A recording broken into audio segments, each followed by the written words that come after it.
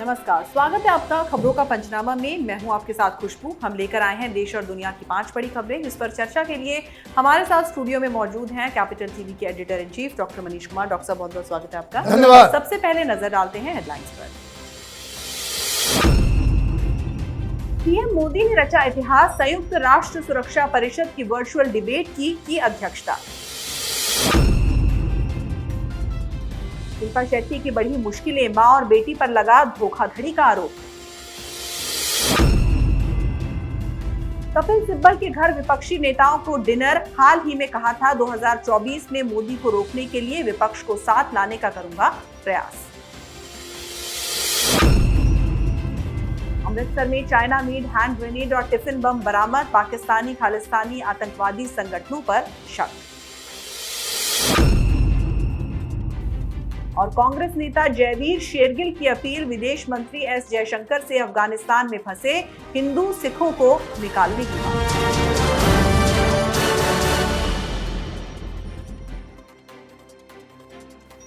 रुक करते हैं पहली खबर का। पीएम नरेंद्र मोदी संयुक्त राष्ट्र सुरक्षा परिषद की बैठक में इतिहास रच दिया।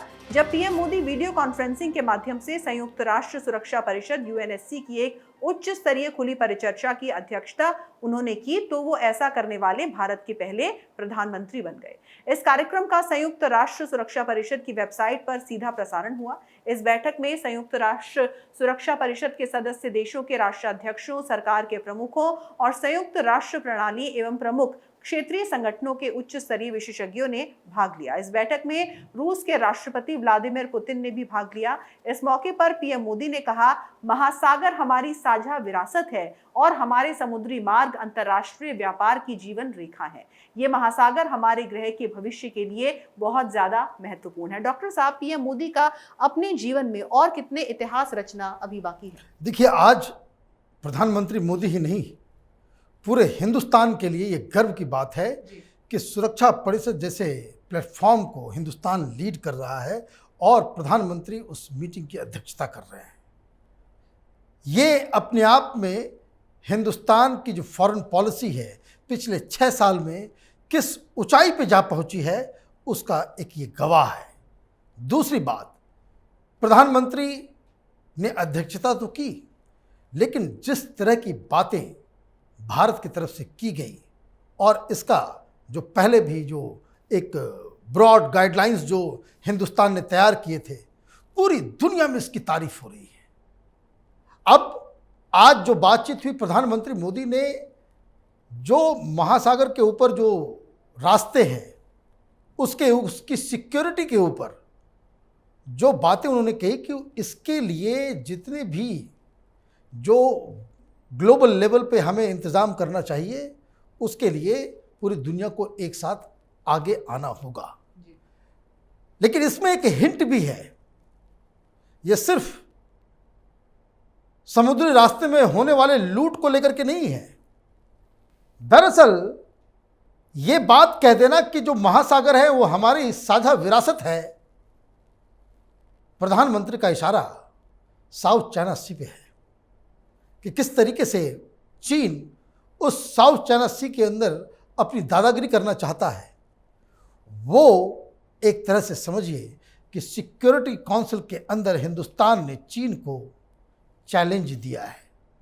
अगर इन सब चीज़ों के ऊपर एक राय बनती है, यूएन में इसके ऊपर कोई प्रस्ताव आता है, सिक्योरिटी काउंसिल में इसको लेकर के कोई प्रस्ताव आता है, तो ये समझिए कि जो साउथ चाइना सी में जो चीन का बहुत बड़ा स्टेक उसने लगा दिया है, वहाँ की सरकार के लिए भी और पूरी दुनिया के लिए भी एक बहुत बड़ा लेसन आज प्रधानमंत्री वो दे गए। जी, तो जाहिर तौर पर हिंदुस्तान को ऐसा ही प्रधानमंत्री चाहिए जो कि भारत का नाम पूरी दुनिया में रोशन करे, ना ही चीन और पाकिस्तान की दलाली करके हमारे देश को हर जगह बदनाम करे। दूसरी खबर शिल्पा शेट्टी से जुड़ी है। शिल्पा की मुसीबत कम होने का नाम नहीं ले रही है। अब उन्हें और उनकी मां सुनंदा शेट्टी को उत्तर प्रदेश में धोखाधड़ी के एक कथित मामले में नामजद किया गया है। एक वेलनेस सेंटर के नाम पर कथित धोखाधड़ी के मामले में शिल्पा और उनकी मां सुनंदा से पूछताछ करने के लिए लखनऊ पुलिस की एक टीम के मुंबई जाने की उम्मीद है। लखनऊ के हजरतगंज और विभूति खंड थाने में 2 एफआईआर दर्ज की गई हैं और पुलिस ने अब दोनों मामलों में जांच तेज कर दी है। पुलिस अधिकारियों के मुताबिक शिल्पा शेट्टी आयोसिस वेलनेस नाम से एक फिटनेस चेन चलाती हैं। इस कंपनी के अध्यक्ष शिल्पा शेट्टी हैं, जबकि उनकी मां सुनंदा निदेशक हैं। आरोप है कि शिल्पा शेट्टी और उनकी मां ने वेलनेस सेंटर की शाखा खोलने के नाम पर 2 लोगों से करोड़ों रुपए लिए, लेकिन वादा पूरा नहीं हुआ। इस मामले में ओमेक्स हाइट्स निवासी ज्योत्सना चौहान ने विभूति खंड थाने में और रोहित वीर सिंह ने हजरतगंज थाने में कथित तौर पर ठगी का मामला दर्ज कराया है। हजरतगंज पुलिस और विभूति खंड पुलिस ने शिल्पा शेट्टी और उनकी मां को पूछताछ के लिए नोटिस भेजा है। डॉक्टर साहब, शिल्पा शेट्टी किस तरीके से अब मुश्किलों में घिरती नजर आ रही है? देखिए, 2 टीमें वहां पे रवाना हो चुकी हैं जो शिल्पा शेट्टी और उनकी मां से डिस्कशन करेगी, बातचीत करेगी, पूछताछ करेगी। क्योंकि यहाँ पे आरोप ये लग रहा है कि वेलनेस चेन को खोलने के लिए 2 लोगों से शिल्पा शेट्टी ने पैसे लिए और अपना कमिटमेंट पूरा नहीं किया। अब इसकी तहकीकात शुरू हो गई है। जिस कंपनी के जरिए ये हुआ, उस कंपनी की चेयरमैन शिल्पा शेट्टी हैं और माँ उसमें एक डायरेक्टर है। तो इसमें तो साफ साफ नज़र आ रहा है कि जो मुख्य आरोपी इन्हीं दोनों को बनाया गया है। शिल्पा शेट्टी के लिए सेटबैक इसलिए है कि शिल्पा शेट्टी जब से राज कुंद्रा के खिलाफ ये जो तमाम आरोप लगे हैं पोर्नोग्राफी को, तब से वो खुद को एक अलग एंटिटी साबित करने में जुटी हुई है कि हमारे नाम को, हमारे परिवार को इसमें घसीटा नहीं जाए, हम लोगों को मालूम नहीं था, तरह तरह की चीज़ें। और इतना ही नहीं, वो अपने आप को डिफेंड करने के चक्कर में उन्होंने मीडिया के ऊपर भी ताला बंद करने की कोशिश की। हम लोगों को भी नोटिस आया है, साइबर सेल से भी नोटिस आया है कि भाई आप क्यों शिल्पा शेट्टी के ऊपर स्टोरी कर रहे हैं, उनकी इमेज को खराब कर रहे हैं। जहां एक तरफ शिल्पा शेट्टी अपनी इमेज को सुधारने के लिए लक्ष्मण रेखाओं को क्रॉस कर रही हैं, पब्लिक फिगर मीडिया बनाता है और मीडिया ही उस पब्लिक फिगर को खत्म भी कर सकता है। ये नॉर्मल अंडरस्टैंडिंग है। लेकिन इन सब के बावजूद जब एक नया मसला आता है जिसमें सीधे इनकी संलिप्तता है, तो यही कहना पड़ेगा कि शिल्पा शेट्टी न घर की रही न घाट की रही। जी, तो बिल्कुल सही बात है। जब मुसीबत आती है तो चारों तरफ से आती है और शिल्पा शेट्टी के साथ भी एक के बाद एक कुछ ऐसा ही हो रहा है।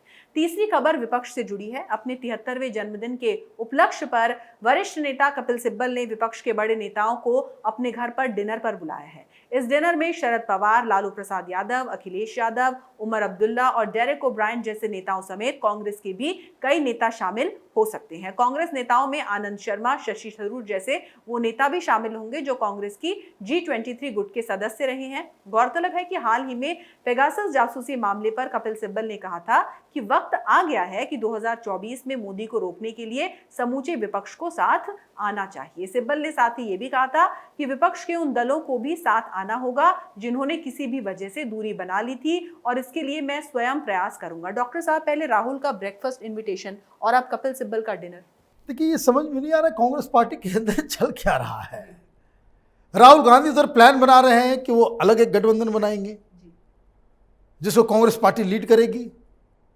ममता बनर्जी एक अलग गठबंधन बनाने की कोशिश कर रही हैं जिसमें नेता वो होंगी। कपिल सिब्बल एक अलग तरह का एक खिचड़ी पका रहे हैं डिनर के नाम पे। हालांकि बर्थडे है, उनको बहुत बहुत मुबारकबाद, देश के बड़े जाने माने वकील हैं, लेकिन राजनीतिक दलों को बुलाना और इस तरीके से खबरें भी मीडिया तक पहुंचाना कि हम एक पॉलिटिकल बर्थडे मना रहे हैं, तो दाल में काला है। कई सारे सवाल भी जो है वो खड़े होंगे। ये सवाल इसलिए खड़े होंगे कि जो नाम आप ले रही हैं वो नाम तो वही हैं जिसे राहुल गांधी कांग्रेस पार्टी में देखना तक नहीं चाहते। कपिल सिब्बल बड़े लीडर कांग्रेस के हो सकते हैं, बड़े बड़ी मंत्रालय की जिम्मेदारी उनको यूपीए के दौरान दी गई थी। शशि थरूर भी मिनिस्टर रहे हैं, आनंद शर्मा भी मिनिस्टर रहे हैं, लेकिन ये लोग G23 ग्रुप में हैं जो राहुल गांधी को से अकाउंटेबिलिटी एक्सपेक्ट करते हैं, सोनिया गांधी से अकाउंटेबिलिटी और उनसे मार्गदर्शन खोजते हैं और उसको लेकर के वो विरोध भी कर चुके हैं। कपिल सिब्बल को राहुल गांधी बीजेपी का दलाल भी बता चुके हैं। तो ये इस तरह की चीज़ें अगर हो रही है तो इसका मतलब बिल्कुल ही साफ है कि विपक्ष के अंदर कन्फ्यूज़न है, विरोधाभास है, कंट्राडिक्शन है। और अगर ऐसा ही चलता रहा तो यकीन मानिए ये विपक्ष एक हो जाए, विपक्षी एकता, एकजुट होकर के मोदी को का सामना करना, ये सारी की सारी चीज़ें बेमानी साबित हो जाएगी। जी, तो अब ये देखना इंटरेस्टिंग होगा कि ब्रेकफास्ट और डिनर के बाद कौन सा कांग्रेसी नेता विपक्ष को लंच पर बुलाता है। अब रुक करते हैं चौथी खबर का। पंजाब पुलिस ने अमृतसर में रविवार शाम को रूरल एरिया से हैंड ग्रेनेड और टिफिन बॉक्स, आईईडी बम और कारतूस बरामद किए।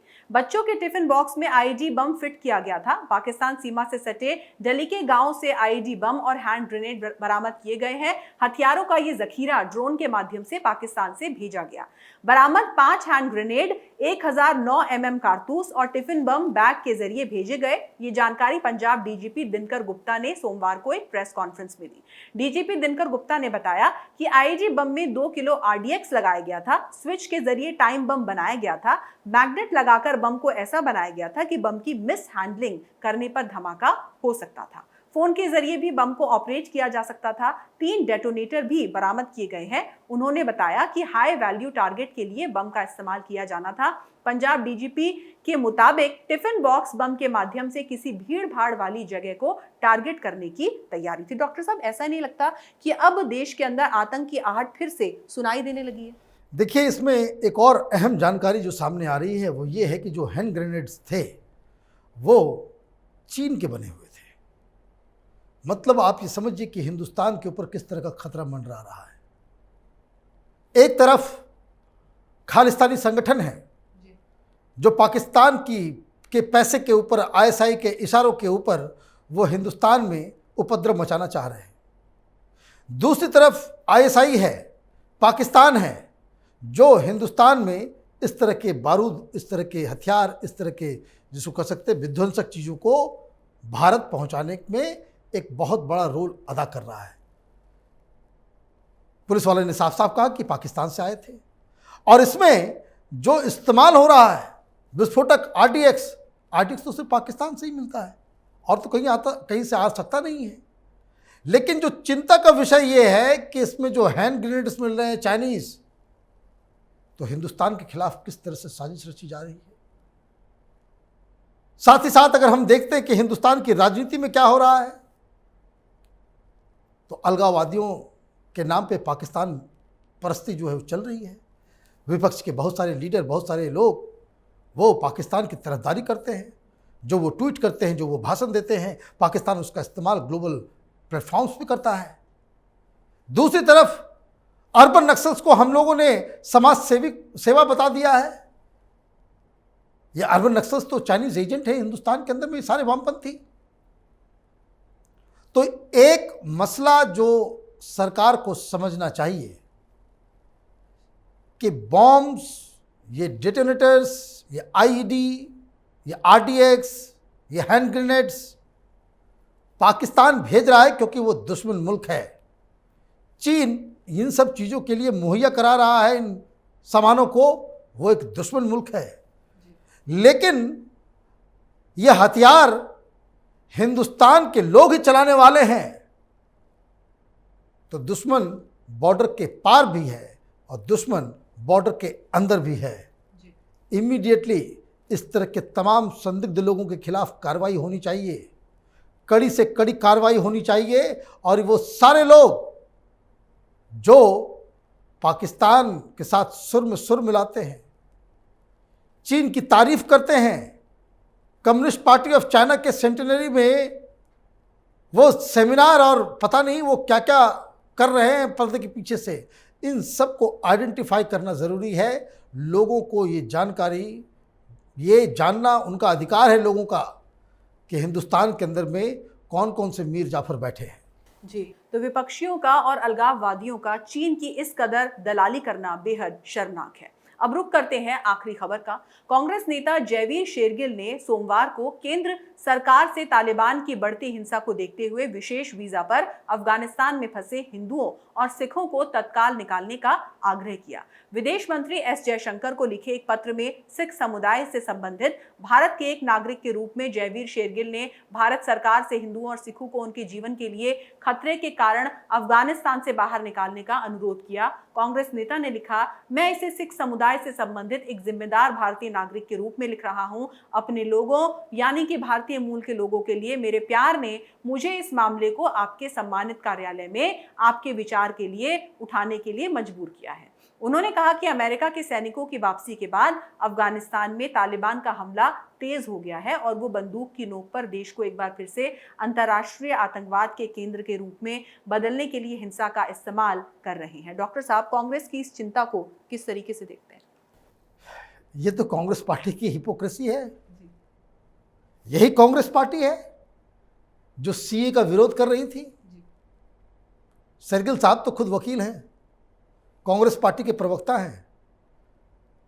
भाई यू टर्न लेने में भी इतनी ज्यादा बेशर्मी तो मुझे समझ ही में नहीं आ रहा है। मोदी सरकार ने ये जो सीए का कानून लाया था, किस लिए लाया था? वो तो इसलिए लाया गया था कि जो अफगानिस्तान, पाकिस्तान, बांग्लादेश, इन जो पड़ोसी मुल्क हैं वहां फंसे हिंदू और सिखों और जो दूसरी माइनॉरिटीज हैं, वहां की जो माइनॉरिटी कम्युनिटी है, इन लोगों के शोषण और इन लोगों के हिंसा से बचने के लिए हिंदुस्तान में उनको नागरिकता दी जाएगी, यही तो कानून था। तो उस समय तो बड़ा विरोध कर रहे थे कि बहुत खराब कानून है। कानून बनाया गया अफगानिस्तान के हिंदू और सिखों और ईसाइयों के लिए जो हिंदुस्तानी मुल्क के हैं, मूल के हैं। पाकिस्तान में फंसे हिंदुओं के लिए बनाया गया, ये कानून बनाया गया था। उस समय तो ये बड़ा विरोध कर रहे थे। अब किसी को वापस लाया जाए, ये जो गुजारिश की गई है कांग्रेस पार्टी की तरफ से, तो ये बताना चाहिए कि किस कानून के तहत उसको आप वापस लाएंगे। आपको पूरी बात बतानी चाहिए ना भाई, कि आपके पास, आपको तो ये लिखना चाहिए था कि सीए का कानून लागू हो चुका है, संसद में पास हो चुका है, राष्ट्रपति का सिग्नेचर हो गया है। अब जरा सा भी विलंब ना करें, इस कानून को इन्वोक करें और अफगानिस्तान के अंदर फंसे सिखों और हिंदुओं को बचाया जाए। ये कानून तो वही था। लेकिन आज देखिए ये किस तरीके से, ये जो कहते हैं कि राजनीति में डबल स्पीक, विरोधाभास, ये झूठ और अफवाह की राजनीति आज कांग्रेस पार्टी के इस चिट्ठी से वो पूरी तरीके से एक्सपोज हो चुकी है। जी डॉक्टर साहब, बहुत बहुत धन्यवाद इस तमाम जानकारी के लिए। धन्यवाद। तो खबरों का पंचनामा में आज के लिए बस इतना ही। देश विदेश की तमाम खबरों के लिए आप देखते रहिए कैपिटल टीवी। हमें लाइक करें, शेयर करें और कैपिटल टीवी को सब्सक्राइब करें। नमस्कार।